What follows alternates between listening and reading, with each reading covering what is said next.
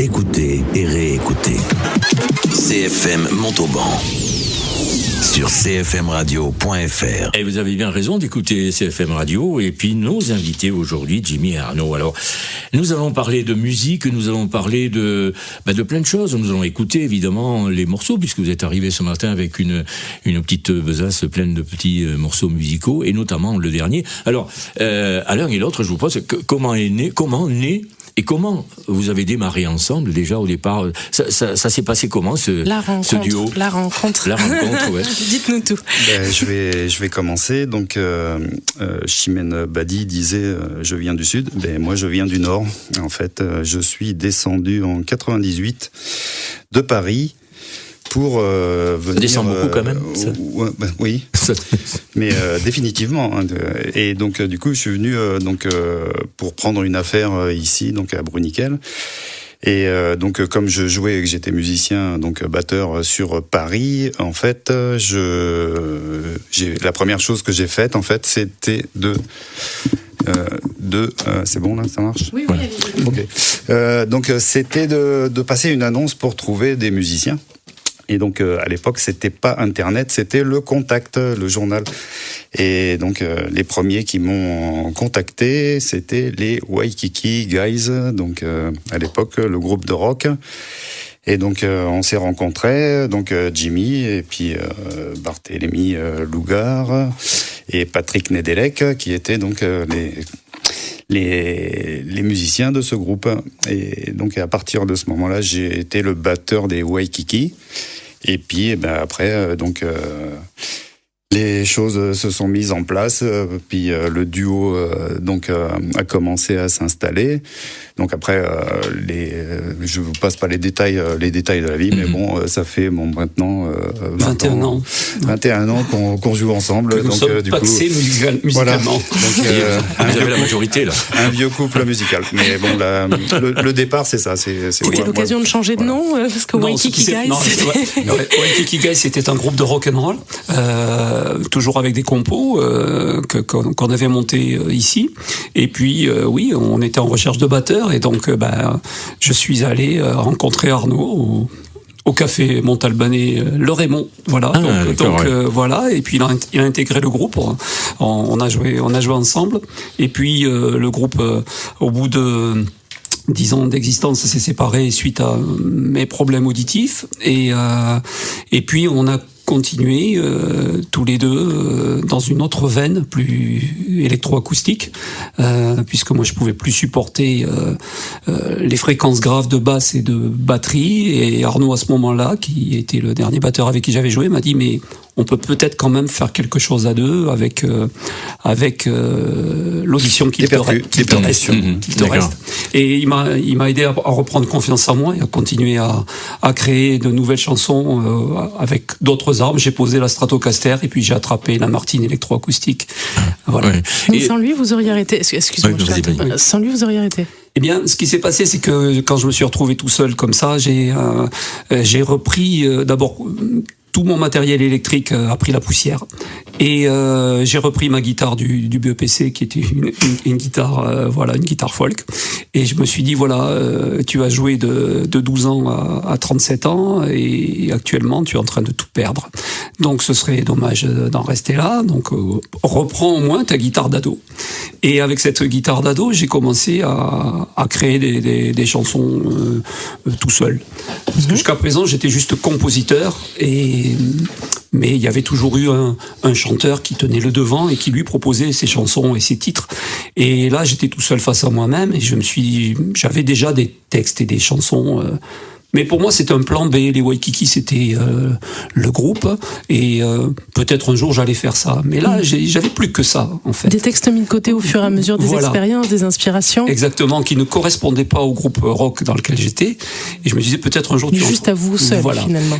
Peut-être un jour, t'en feras quelque chose. Et j'avais commencé à travailler là-dessus. Et Arnaud m'a poussé à dire, oui, c'est vers là qu'il faut aller. Et si tu le fais, je peux être avec toi là-dessus, sur ce projet-là. Une belle leçon, je trouve. Voilà, donc en fait... le duo a commencé sur mon problème de handicap. Voilà. D'accord. Ok. Et alors, moi, je voulais poser une question à Arnaud. La batterie que tu fais, j'ai regardé le morceau qu'on va écouter, j'ai regardé la vidéo qui a été faite au Crieur là-bas. Et c'est quoi exactement? Comment ça s'appelle? Alors en ce moment, je joue sur un Caron. Donc Caron, en fait, c'est une boîte en bois avec devant une fine lamelle de bois et à l'intérieur il y a un cordage de guitare qui fait un timbre, donc ça fait comme une caisse claire, donc c'est un instrument très polyvalent parce qu'on peut jouer tous les styles de musique avec. C'est surtout issu de la musique latino-américaine, si je ne me trompe pas. Tout à fait, pas, au départ, tout à fait. C'est Caron. Le Caron, et donc du coup c'est plus au départ le flamenco. On joue du flamenco avec, et donc après on peut faire imiter une batterie, c'est-à-dire une grosse caisse claire avec un Caron, et on peut vraiment assurer tous les styles de musique. Donc ça nous permet, nous, de pouvoir jouer dans la rue, ce qui est vraiment génial, parce que du coup c'est la version Uber de Jimmy et Arnaud. En 10 minutes, vous avez le concert dans la rue, quoi. Ça, il y avait les concerts à emporter comme ça. Concerts à emporter, c'est assez génial, ouais. Donc. Non, mais c'est bien. Moi, j'adore ce truc-là. Moi, je veux dire, mais très très modestement, je joue de la batterie, mais j'aime bien regarder des vidéos là, comme tu joues, comme ça. Je trouve ça génial. Juste avec les mains là, comme ça, il n'y a pas de baguette, il n'y a rien. C'est sympa. Alors, on y va, on va écouter le premier morceau qui est une nouvelle création. Alors, qu'est-ce qui veut me parler de ce morceau? Ce morceau, en fait, il est symptomatique il est représentatif plutôt de ce qui se passe tous les samedis matins à 11h44 à l'angle de la place nationale, rue d'Ely. Il y a un monsieur qui s'appelle Patrick Fonz et qui renoue avec la tradition du crieur public ou du tambour de ville. En fait, parce qu'il annonce le programme culturel de la ville d'une manière pittoresque. Il est aussi l'animateur de la Maison du Crieur, une galerie municipale qui est consacrée aux artistes locaux. Et donc, avec cette chanson et ce clip-là, on a voulu lui témoigner notre amitié avec la plupart des Montalbanais. Donc, le clip a été tourné dans la rue. Oui, j'ai vu. Et puis, le jour de l'inauguration de son exposition qui s'appelait Montauban, mon amour. Et puis, le titre, lui, vient du bouquiniste qui est juste en face, qui s'appelle Maurice Beau, qui est à l'origine de la formule Oyez, Oyons, et qui permet aux crieurs de s'assurer que son cher public est toujours à l'écoute. Donc voilà, on a fait une chanson pour Patrick qui s'intitule Oyez, Oyons. Voilà. Et on l'écoute.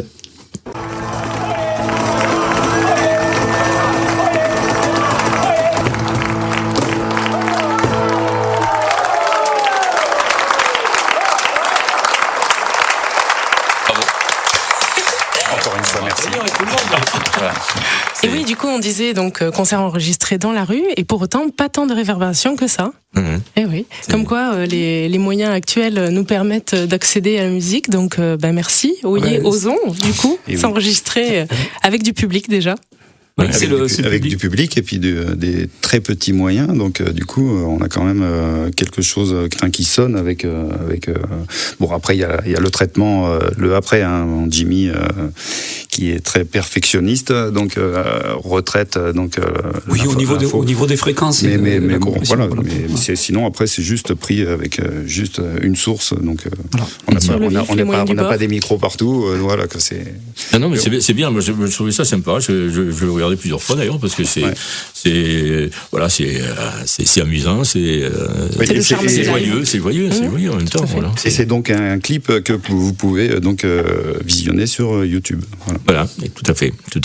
Comment on réfléchit à une chanson? Comment on arrive à avoir une idée de chanson? Est-ce que c'est long à venir? Est-ce que tout d'un coup, il y a un truc et puis on dit je vais faire un truc là-dessus? Non, moi j'observe les gens. Je regarde tout ce qui se passe autour de moi, j'écoute, je lis beaucoup. Faut savoir peur, là. Une main sur son menton. Non, tu vas la voir, ta chanson. Et souriant. Ouais, faut s'imprégner un petit peu de l'air du temps. Les chansons, elles viennent à nous, en fait, les idées. Et bon, moi, je compose musique et texte, mais en fait, parfois, ça peut partir d'une mélodie. Et puis, c'est la musique qui va dicter le texte. Ou alors, j'ai des textes qui sont prêts, qui n'attendent plus que la musique arrive. Et puis, parfois, grande chance, les deux coïncident. Voilà. Mais il y a pas de règle. Il n'y a pas de règle, oui. Non, et la musique, alors, voilà, il y a des paroles, et puis après, il y a effectivement trouver une mélodie. Alors, comment vous arrivez à... qui est-ce qui commence au départ de faire la musique? Comment ça se passe exactement? Ou est-ce que, une idée, après, on la travaille, on la développe Moi, j'arrive avec la musique et le texte. Et en fait, Arnaud va choisir la percu qui va avec, il va lui donner le caractère, il va installer le climat, c'est lui qui va souligner les nuances, qui va donner les tempos. Tout se décide après à deux au niveau du rythme, de la vitesse d'interprétation et des nuances. Voilà. C'est vrai. Et il y a aussi des morceaux, donc ça fait plus de 15 ans qu'on les fait, donc ils évoluent par rapport au concert, par rapport à nos ressentis, donc c'est des morceaux où peut-être on les a commencés rock, très très rock, et maintenant il y a plus de nuances, il y a plus de feeling, donc et puis en plus avec le matériel, quoi, parce que moi je rajoute des percus électroniques dedans, j'écoute pas mal de ce qui se fait maintenant au niveau musical, donc du coup ça m'inspire, et donc ça m'inspire aussi pour nos morceaux à nous. Donc, oui, une chanson n'est pas figée dans le temps. En fait, à force de l'interpréter, plus ça va, plus vous l'habitez, plus vous la personnalisez en fait. Et plus on la personnalise. Et après, ça dépend du ressenti de la soirée. Si par exemple on est sur une grosse scène, on va pas jouer les morceaux pareil que si on est dans une petite salle où il y a 10 personnes. C'est pas du tout le même ressenti en fait. Le public va vous donner du coup ses impulsions aussi. Tout à fait. Et puis t'as un moment où c'est très feutré. Donc tu vas jouer très calmement, et puis le même morceau, tu peux le jouer avec beaucoup plus d'intensité. Et donc ça nous permet aussi à nous, quand on enregistre, d'avoir le cumul de tous ces ressentis en fait, et donc de faire un amalgame de tout ça pour justement arriver à voir ce qu'on voulait écouter, quoi. Voilà. Oui, mais ce qui est important dans un morceau, quel qu'il soit, c'est la partie batterie, c'est la mesure, quoi. C'est le tempo qui est donné. Le tempo, oui. Voilà, c'est avec ça où tout le monde se cale dessus, quoi, en fait. Je veux dire. C'est ça. Et alors, je rebondis là-dessus sur le fait que d'avoir connu Jimmy. Moi, ça m'a appris en fait justement la rigueur dans le tempo. Parce que en fait, quand on a commencé à enregistrer, donc on n'enregistrait pas avec les moyens numériques qui maintenant. Donc on faisait tout par prise, et donc du coup il fallait être calé. Donc on en faisait des prises, on en a fait, et de prise en prise en fait. Et surtout à la réécoute, c'est-à-dire quand on fait une prise et puis qu'on voit que c'est pas calé, et puis plus on joue, plus on se dit. C'est moi qui ai fait ça. Ouais, plus on se dit mais non, mais c'est pas possible. En fait, je joue pas bien. Et si, en fait, c'est pas le fait de jouer bien ou pas bien, c'est que en fait, c'est la musique, c'est un vrai travail. Et donc du coup, il faut une rigueur. Et donc, j'ai appris ça à force d'enregistrer, quoi. Oui, absolument. Et ça c'est, je le remercie en face de moi. Je le remercie pour ça, parce que ça m'a vraiment permis d'être calé au niveau tempo, quoi. Disons que le duo ne nous permet aussi aucune erreur.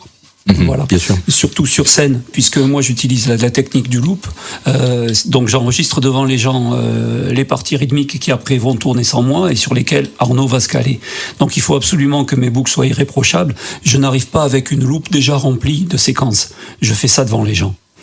Donc, suivant la soirée et justement le ressenti et le nombre de gens qu'il y a et la structure, le morceau aura tel tempo ou tel autre, il sera effectivement plus dynamique ou plus feutré, mais en tout cas, la partie enregistrée qui tournera sans moi à un moment donné doit être irréprochable puisque Arnaud aura joué avec ça. Et donc, vu qu'il n'y a pas de bassiste pour colmater les brèches, guitare, même s'il y a plusieurs couches de guitare, la partie basse qui normalement fait groover l'affaire n'y est pas. Donc ça, c'est le travail d'Arnaud. Et donc il faut que la rythmique soit exactement pile poil, quoi. Voilà. Ouais. Et ça, donc on a appris ça en 21 ans de travail. Et ma foi, ça porte ses fruits, puisque quand on a fait la première partie de 10 Years After, où on était là tout tremblant, et qu'on a vu le gars arriver avec un vétéran de Woodstock quand même, qui est sorti des loges pour dire good job, congratulations, etc. Bon, c'est pas laver la main de 3 jours, quoi, si tu veux. Voilà, il n'était pas obligé de venir au Rio nous serrer la louche. Il a pas besoin de ça. Donc voilà, on a quand même l'impression d'avoir avancé musicalement. Voilà. Et comment en enregistrement, parce que moi j'ai connu les studios d'enregistrement dans le temps, et notamment Polygone à Toulouse, où parce que j'ai un passé radiophonique et à l'époque j'ai été pris à différentes reprises pour prêter ma voix sur des pubs ou des choses comme ça. Il m'arrivait d'ailleurs d'enregistrer, et puis je connaissais même pas la personne qui répondait, enfin qui enchaînait sur des choses comme ça. Il y avait 36 pistes, enfin c'était monumental ce truc-là. Je comprenais rien, mais bon, moi j'avais simplement à parler et puis à me faire recommencer 10 fois parce qu'il y avait un mot que je prononçais pas bien. Je me rappelle le mot il m'a frappé énormément quand je disais régler. En fait, ils entendaient toujours régler. Ah oui. Donc c'est comme Clara Luciani, moi j'entends la grenade, j'entends pas la grenade, je n'y arrive pas. Non mais c'est ça. Moi ça me gonflait quoi à l'époque parce qu'ils n'étaient pas non mais tu recommences régler. Ouais, oui, bon, j'ai appris à lire depuis. Tu le dis plus, il t'a traumatisé souvent. Voilà. Alors on va quand même écouter un morceau de Jimmy Arnaud, la D115 en moto. C'est quoi alors? Qu'est-ce que ça dit ça? Ça dit que d'abord c'est un instrumental et puis ça parle de cette route mythique qu'on adore dans notre département, qui est en fait la route touristique. La route touristique. Voilà, c'est celle qui part justement de Rythmy et qui allait jusqu'à Lexos à l'époque, donc qui traverse les gorges de l'Aveyron sur cet ancien tracé de la voie ferrée Montauban-Lexos. Et donc, l'idée du riff est née quand je faisais une balade en moto et j'avais ce truc qui me tournait dans la tête. Là, je me suis dit, bon, on va bien en faire quelque chose à un moment donné. On a commencé à répéter ce truc-là, ça prenait forme, et il n'y avait toujours pas de titre. Et puis au moment de faire le titre, on s'est dit, mais comment on va appeler ce truc? Et puis, ma foi, Charles Trenet avait sa Nationale 7, il y avait la route 66, on s'est dit, nous, on va faire la D115 en moto. C'est bien.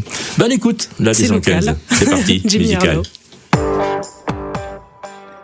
Donc on va continuer quand même à parler de Jimmy Arnaud et notamment du titre prochain que l'on va écouter, quelqu'un qui soit pas trop mal, mais alors mal dans le sens de masculin. Voilà. Ouais, c'est l'histoire d'une femme qui cherche l'amour sur Internet. Et malheureusement, on vit une époque où les actes et les propos homophobes pullulent, et où les violences faites aux femmes sont elles aussi en perpétuelle expansion. Tout à fait. Donc, en fait, cette chanson, c'est notre minuscule balise de tolérance qu'on a balancée dans l'océan d'Internet. Une manière un peu on a un peu le sentiment en faisant ça de marcher dans les traces de nos illustres aînés, là, les troubadours d'Occitanie qui à l'époque étaient venus chanter parfois trop tôt l'amour, la tolérance. Donc cette femme dans la chanson cherche quelqu'un à aimer, et peu importe son sexe, en tout cas quelqu'un qui ne lui fasse pas mal. Voilà. Ok, d'accord. Donc c'est le morceau que l'on écoute tout de suite. Nous allons écouter effectivement un autre morceau, Sitar. Ouais, alors Sitar, encore un jeu de mots. Sitar, on l'a orthographié T-A-R-D, parce que il nous est arrivé parfois de commencer à jouer sitar quand on trouvait déjà que la soirée était bien entamée, ou qu'on s'était couché si tard qu'on avait vu l'aube se lever. Mais en fait, on s'est tourné vers l'Orient. C'était un style qu'on ne connaissait pas encore. Et à l'écoute des ambiances et des sonorités indiennes, en fait, de cette musique, on ne connaissait guère que ce qu'en avaient fait les musiciens anglais dans les années 60, quand ils avaient détourné le sitar, Harrison, Donovan, etc. Mais on a essayé avec une guitare accordée bizarrement, d'émuler, de simuler cette ambiance-là. Et Arnaud a trouvé les sonorités des tablas qui allaient bien ensemble. Et puis on a partagé cette chanson sur Internet un 1er mai. On s'est senti un brin joyeux, ému, gai, porte-bonheur. Et bravo, bravo. Du coup, au niveau des percussions, je ne suis pas joueur de tabla. Et loin de là, hein, parce que en fait, c'est vraiment des gens. Enfin, c'est pour jouer de la musique hindoue, il faut vraiment des années et des années de pratique. Et c'est là où j'en reviens justement à la technologie. Donc, j'utilise des pads. Et ces pads me permettent en fait de jouer des instruments que je ne pourrais pas jouer en réalité. J'ai essayé de jouer des tablas. Je pense que je vais arrêter parce que c'est très très très très compliqué. Et par contre avec les pads, quoi, un pad alors les pads c'est des pads de percussion électronique et en fait à l'intérieur de ce pad en fait il y a des sons de caronne, des sons de congas, des sons des cloches, des caisses claires, vous avez tous les sons. Il y a 600 sons en fait et dont les tablas. Et donc des sons réels sont rentrés dans la machine. Il les déclenche. L'avantage aussi, c'est que tu peux les accorder avec. On peut les accorder. On peut régler les sons. On peut tout faire. Ce qu'on peut pas faire en réel. En réel, il faut savoir jouer en fait. Donc c'est vraiment la sensibilité. Là, en fait, la technologie permet de faire ça en fait. Ce que vous allez écouter, en fait, c'est des tablas électronique. Merci. Joué par moi, mais électronique. Voilà. Merci pour ce cours. Ok, voilà. Oui, non, mais le pad, effectivement, on s'en sert, on s'en sert dans différents domaines et notamment aussi dans là, si on prend cette partie-là, c'est des pads. Hein, on appuie dessus et puis il y a des sons qui sortent. Bon, mais je le touche pas parce que je sais pas. Mais on avait des boîtes à rythme aussi. C'est ça. C'est le début. C'est le début de cette technologie. En fait. Là. Merci. Voilà. Allez, on y va, on écoute ce morceau, donc Sitar de Jimmy Arnaud, qui sont nos invités ce matin. Alors, j'ai deux chansons, on va pas pouvoir passer les deux. Il y a Si le monde était un village de 100 personnes. Ben, moi, je préférerais qu'on passe celui-là, en fait. Ouais, okay. Parce que, d'abord, c'est le seul texte que je n'ai pas écrit et qui fait partie du répertoire. En fait, ce texte vient d'un livre. C'est un livre qui a été écrit par un collectif et qui dresse un portrait à la fois saisissant et instructif de la planète. En fait, si le monde était un village de 100 personnes, il ressemblerait à quoi ? 52 femmes, 48 hommes, et puis c'est décliné comme ça. Et c'est un texte sur la tolérance, donc c'est le seul morceau du répertoire où je pose ma guitare et où je ne fais que dire ce texte. Et le gros du travail, c'est Arnaud qui a trouvé toutes les percussions additionnelles. Voilà. Parce que du coup, moi j'en reviens sur Jimmy. Donc je suis heureux et fier de l'avoir connu et puis de travailler avec lui parce que c'est un super guitariste et aussi un magnifique parolier. Et donc il nous l'a prouvé encore la semaine dernière parce qu'en fait on lui donne un texte et dans les 15 jours on lui donne des anecdotes en fait et 15 jours après il dit ça y est, j'ai fait une chanson. Donc là, en fait, c'était pour l'anniversaire de ma femme. Il a fait un blues avec des anecdotes. Donc elles ont fait l'anniversaire avec sa copine. Et donc du coup, toutes les deux ont donné les anecdotes de leur vie puisqu'elles se connaissent depuis qu'elles sont gamines. Et Jimmy en a fait un texte et on a vraiment bien rigolé. Ouais, ça il est génial pour ça, parce qu'on lui donne des mots et lui il fait des chansons. C'est le petit plus du duo, parce que quand on se produit dans des soirées privées, moi j'aime bien proposer quelque chose qui va avec l'événement. Donc si par exemple on nous demande de jouer dans un anniversaire, en fait au lieu on va forcément proposer d'abord notre répertoire habituel de création personnelle parce qu'on ne fait pas de reprise, mais par contre on peut créer quelque chose pour l'anniversaire de la personne à condition qu'on me donne les éléments. Donc je dis écris-moi tout ce que tu sais de cette personne-là et je vais faire un one shot, une chanson juste pour la soirée, pour la personne qui est à l'honneur. Et ça j'aime bien le faire. C'est un exercice de style. Ça touche beaucoup parce que à chaque fois qu'on fait ça, les gens repartent avec une chanson en tête qu'ils connaissent connaissais pas. Original. Et sur leur vie. Alors là, c'est génial. Et tout le monde chante. Qui n'a pas rêvé d'avoir quelqu'un qui lui écrit une chanson? C'est un peu les paroliers de l'époque, tu sais, qu'on avait sur Paris, tout ça, les chansonniers, en fait. Voilà. Oui. Qui écrivaient les faits divers. Tout à l'heure, tu me demandais. Faut passer la chanson, peut-être, sinon on n'aura vraiment plus le temps de l'écouter. Jimmy, je te donne un sujet pour la prochaine fois où on se rencontre. Bien sûr. En ce qui me concerne, le numérique, ça m'angoisse. Alors moi on m'a envoyé ça, c'est Sylvie Lacaze qui m'envoie un message pour dimanche 30 octobre à la salle des fêtes du Faux. C'est un bal avec l'orchestre duo rétro, un bal musette, si je comprends bien, oui c'est ça.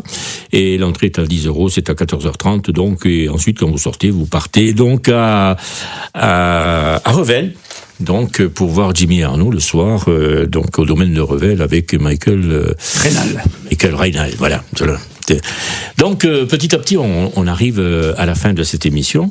Très heureux de vous avoir reçus à tous les deux. Et nous, de même, d'être venus. Voilà. Merci pour l'invitation. Mais c'est normal, comme je dis, donnons de la voix aux artistes locaux et ce qu'on essaye de faire le plus souvent possible en fonction des disponibilités de chacun. Mais il y en a d'autres, il y a plein d'autres que j'ai en réserve pour venir effectivement passer un petit moment avec nous. Des gens comme René Seco, enfin, etc., etc. Oui. Toutes ces personnes donc qui sont des artistes et qui sont là pour nous faire passer de bons moments, oublier nos petits soucis journaliers et puis s'évader et puis écouter aussi de bonnes chansons. En tout cas, c'est la première fois qu'on se voit dans un studio de radio. J'espère que ce sera pas la dernière non plus. Et en tout cas, bonne suite et puis surtout plein de réussite pour demain soir dans cette soirée donc chez Michael Reynal au domaine de Revel. C'est à Veissac. Ensuite, voilà, on a fini nous.